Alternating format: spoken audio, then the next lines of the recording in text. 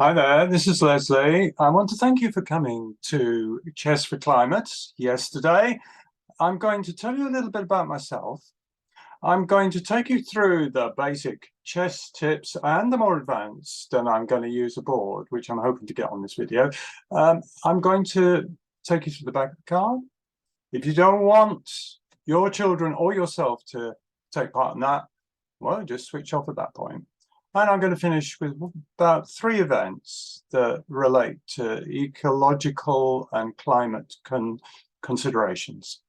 So just to say, first of all, you may have gathered that I am non-binary. I am not actually transitioning to a woman.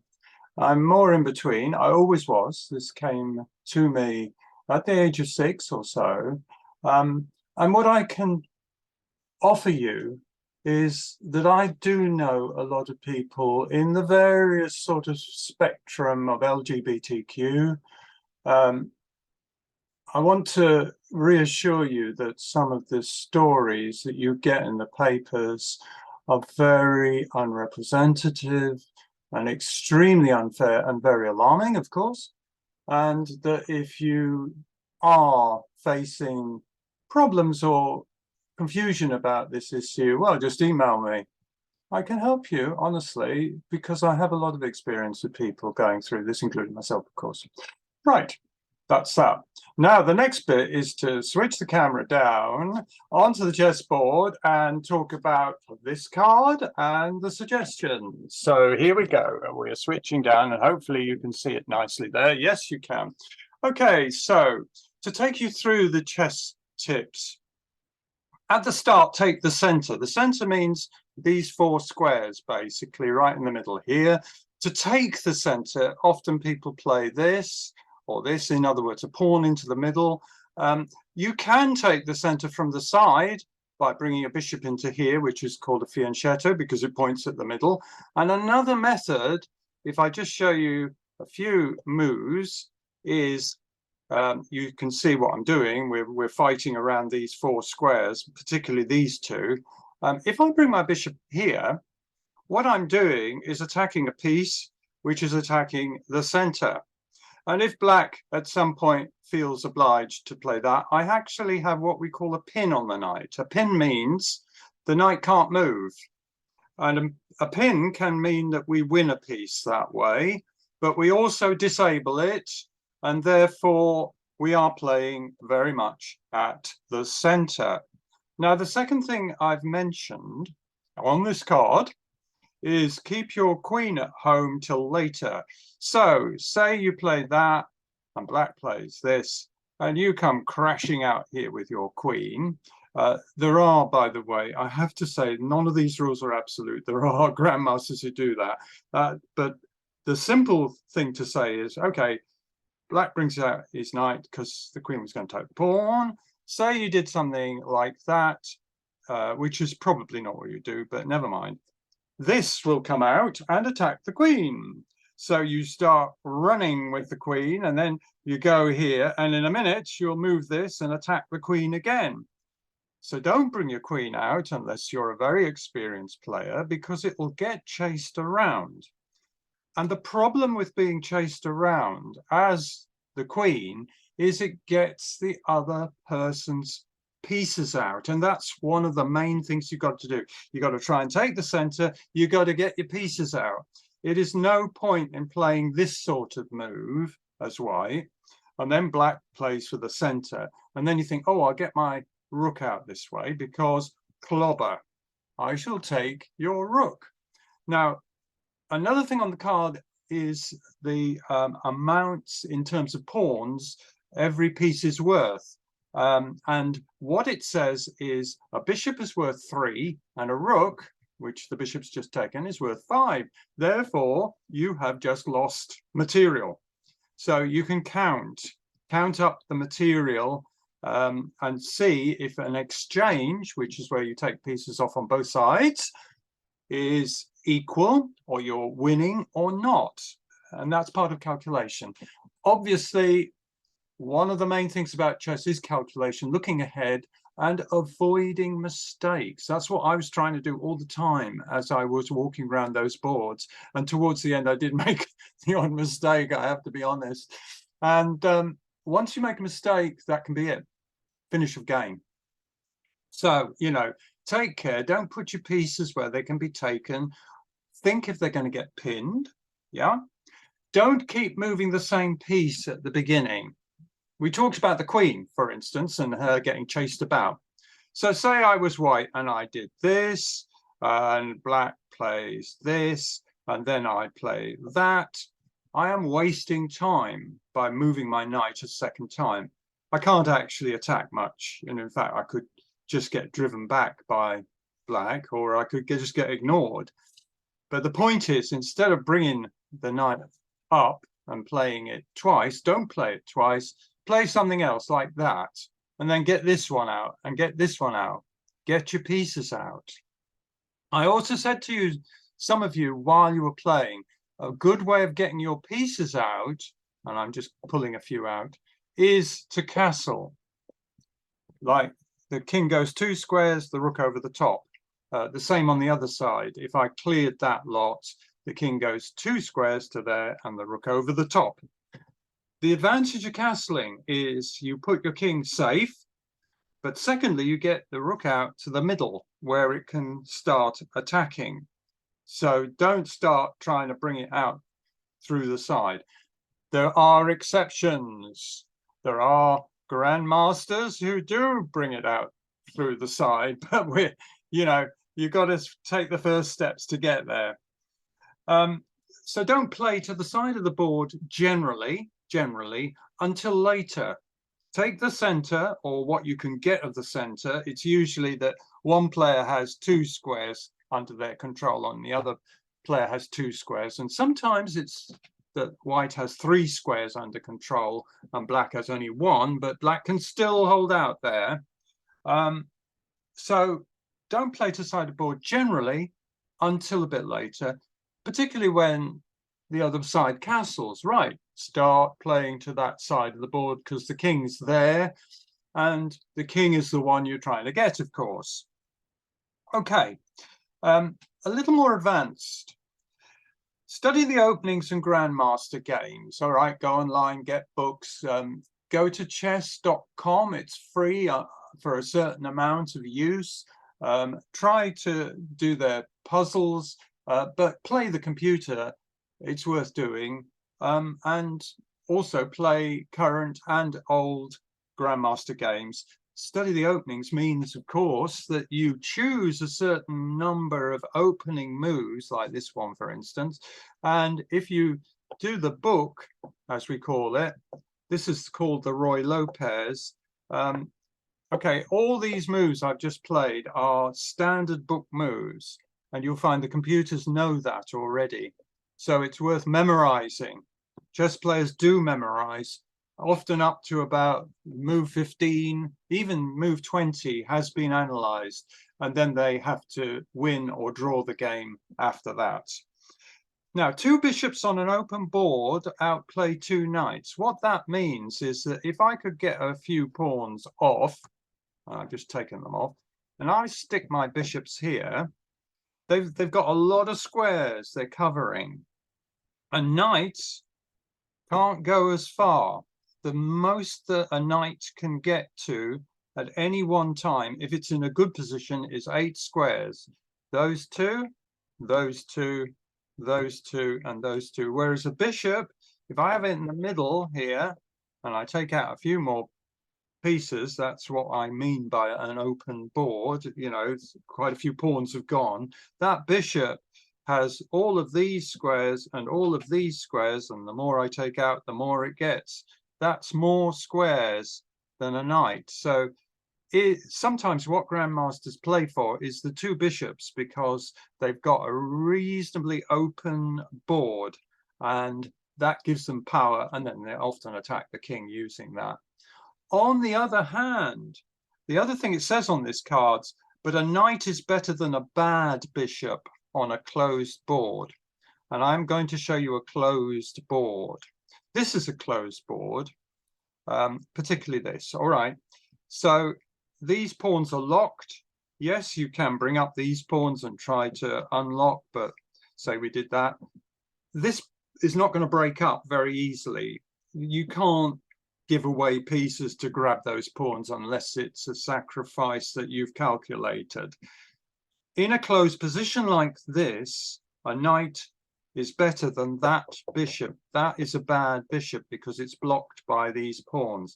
This is the other bad bishop on the black side.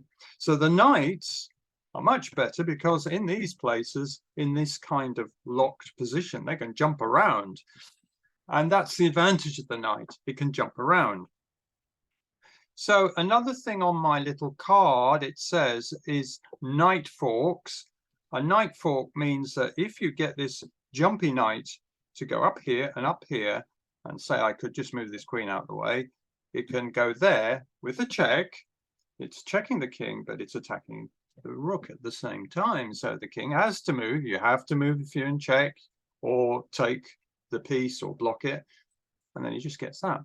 So knight forks are a double attack with a knight, and because it can jump, it's a quite effective way, and they're often from this square or from this square where the queen and that rook are forked. Of course, in this case, it would need protection. It can't just go there. The king could take it, but if you had the bishop there, and I've got the knight up here, I'm forking these two. That's a double attack. This is a way to win a game. A double attack, you can do it with a pawn as well. So say I just put those two pieces there of white, just say they got there somehow. And I have my pawns ready here, and I go pawn here. I am attacking two knights at once. Whichever one moves, I'm going to take the other. That's a pawn fork. Knight fork, pawn fork, they're double attacks, really. And that's how you can win pieces, because whatever the opponent does, they're going to lose one of them. So the other thing it says on this little card, the one I'm reading from, the one I gave you, and of course you haven't got it, you can email me, I can give you a copy over the internet, is that double pawns are weaknesses. So if I double a pawn, that's a double pawn. There was a take on that square, probably the knight, and probably a bishop took it. And because the bishop took the knight and the pawn took back, that is a weakness there. That weakness is because if I had my pawn straight and say white put his knight there, I can do that and chase him. But if it's doubled, I can't chase him with a pawn. Yeah, I can try chasing him with other pieces, but if I chase with the pawn, the knight will have to move or losing material. So that's a weakness. And we often play for the square in front to take control of it, to push back the opponent. And another kind of weakness, a very similar weakness, by the way, is, for instance, if I have this pawn here and this pawn here, and I've got the bishop out there and that, okay, I have weaknesses here because I have what we call holes, and we often aim for a hole. So there's a hole here, which the bishop could get in. And by the way, if that bishop's there, black cannot castle, because you cannot castle across an attacked square. It's illegal. And the big hole is here. And if I have a knight, I could jump in and check the king. And just, you know, it's a hole, I've occupied it. So we try to avoid, if we're playing, double pawns and holes, because the enemy can get in there. In this case, check, king here, checkmate. Yeah, it's checkmate. The knight covers these two squares, the bishop covers it. So the two holes have led to checkmate. So I think there's only one other thing I want to say to you about this, and that is that while your opponent is thinking, it's good to try to work out what they might do or might be forced to do, because, by the way, one of the things you should do in chess is think of how to attack or press or threaten. Because if you do that well, you will press back the opponent, limit their moves, and you'll also put them in a kind of psychological corner. So think out attacking or threatening moves. They can be very subtle. They don't have to be very obvious. You can be actually bluffing your opponent. That is a threat and it isn't. But while they're thinking, and you maybe have done a threat, work out what they're going to do and what you're going to do in reply. Even better, think ahead about the whole thing and have it worked out for 3 to 4 moves in advance. But that's incredibly difficult. I couldn't do that against you because I just had to get around those boards and play standard moves. And you were great. And I really enjoyed talking to you. Now I'm going to switch up the picture. Here I am again. Yes, that's me. Right, okay, I gave you this card. It was aimed at the adults, of course.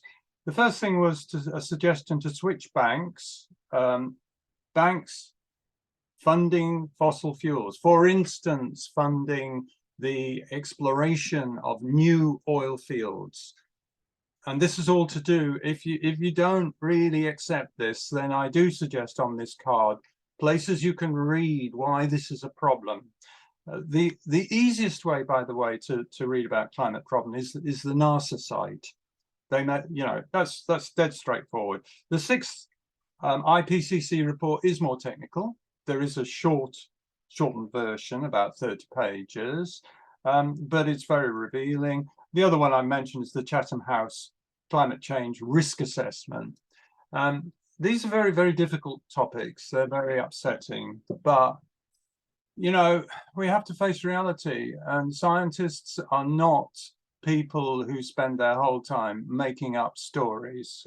They check each other's work absolutely rigorously, and everything is peer reviewed and is repeatedly checked. So people who tell you, oh, it's not true, they're usually people who cherry pick one tiny little bit, and they have not read or studied or been in the field and collected information, because there's huge amounts of information behind this over 40 years. It's for real.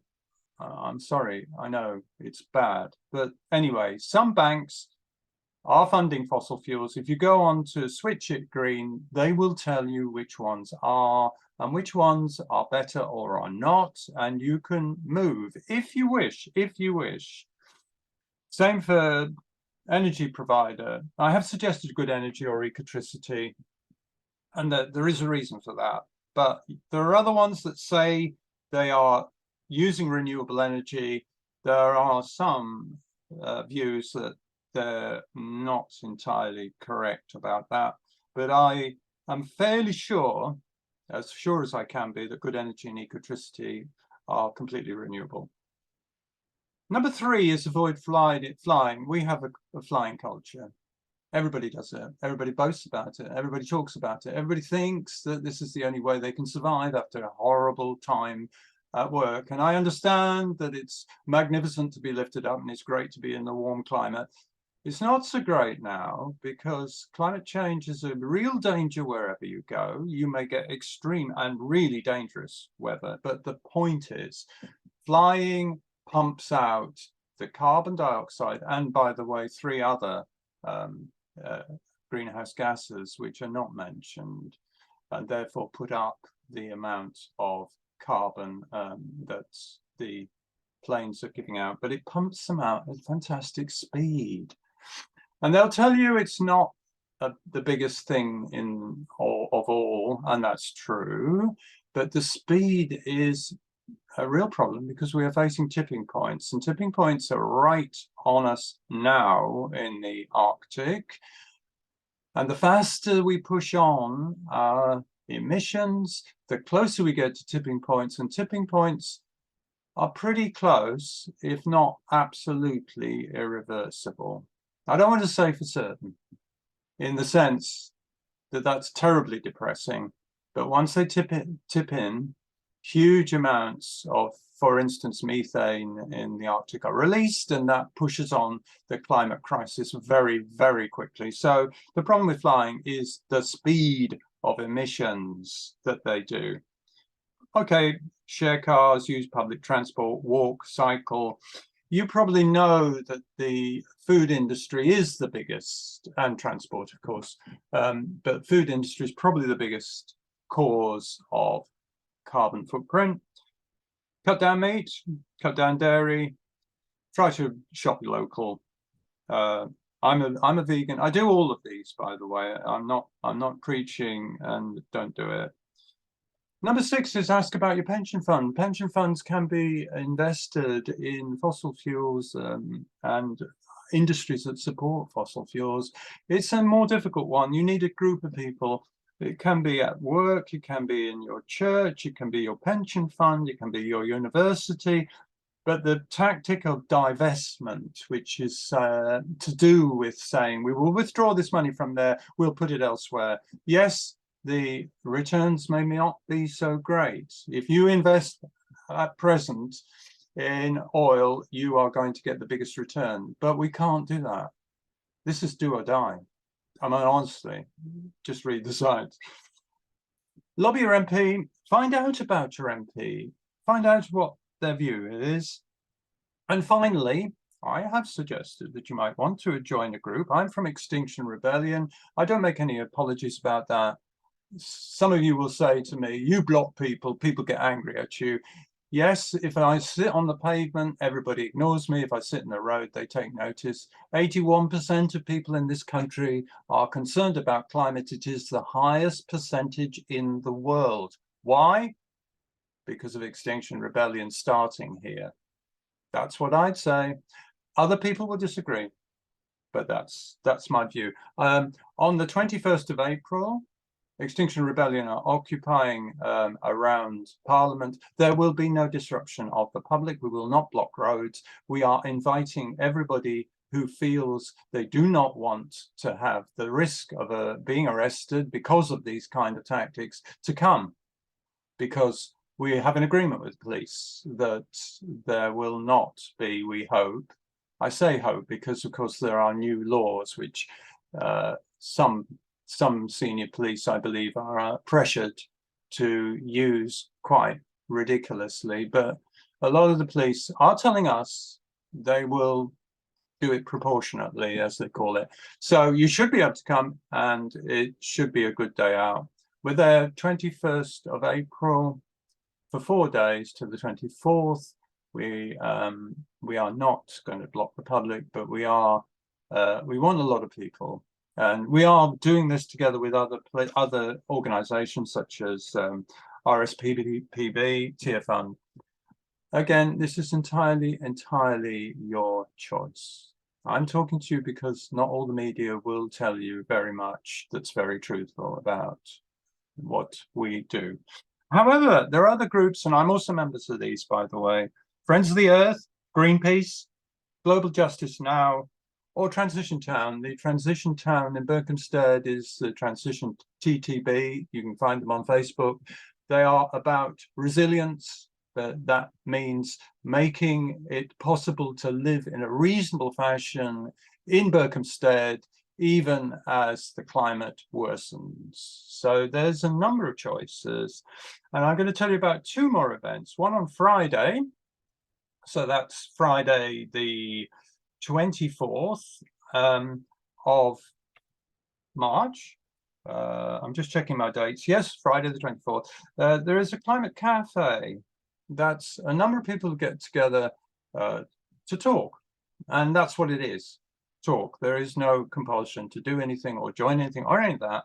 It's 2 o'clock to 3:30 on this Friday, Friday the 24th, at the Open Door. And the other one is on the next day, on Saturday, March the 25th, and it's Candle Right for Earth Hour. I'm involved in that because I'm a writer.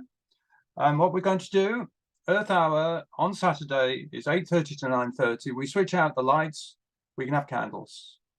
We switch it out because we are marking what is happening to the Earth, the over-demand on the Earth. But at 8 o'clock, half an hour beforehand, Poets for the Planet are having a kind of session to warm you up. If you want to write, you don't have to be a poet. You don't have to be a brilliant writer. But if you want to come to that session before 8:30 on Saturday, before Earth Hour, and just get some ideas, well, just email me. I've got the information. I hope that's helpful. I've made it as quick as possible because I want it not to be too heavy, so your email can carry it. And I will soon tell you when I have the dates of return matches for Chess for Climate, where I'll take you all on again. Thank you.